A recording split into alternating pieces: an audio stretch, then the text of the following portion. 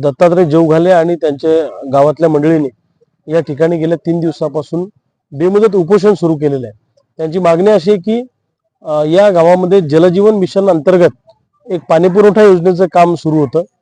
4,99,00,000 म्हणजे सर्वसाधारणपणे 5 कोटी रुपयाची योजना आहे। 31/1/2023 ते 31/1/2024 पर्यंत या योजनेचं काम पूर्ण व्हायला पाहिजे होतं, परंतु दुर्दैवाने या योजनेचं भरपूर काम जवळपास 70% काम अपूर्ण आहे।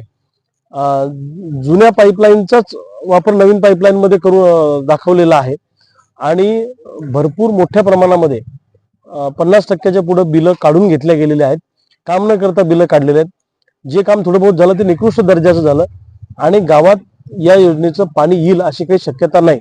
अशा परिस्थितीमध्ये गावकऱ्यांची जी मागणी आहे या मागणीचा विचार जिल्हा परिषद प्रशासनाने जलजीवन मिशनच्या अधिकाऱ्यांनी केला पाहिजे। उद्यापर्यंत जर का या उपोषणाची दखल घेऊन वरवणच्या गावकऱ्यांना न्याय दिला नाही तर मग मात्र परवानंतर मी स्वतः या आंदोलनामध्ये गावकऱ्यांना घेऊन उतरेल आणि आम्ही स्वतः सगळे जिल्हा परिषदच्या सीओच्या कॅबिनमध्ये सगळे गावकरी जाऊन बसणार आणि कसा न्याय मिळत नाही ते आम्ही बघू। इथं काही दादागिरी दहशतगर्द करायचा प्रयत्न कोणी केला, या विषयामध्ये राजकारण आणायचा प्रयत्न कोणी केला तर त्याला जशास तसं उत्तर दिल्याशिवाय आम्ही थांबणार नाही।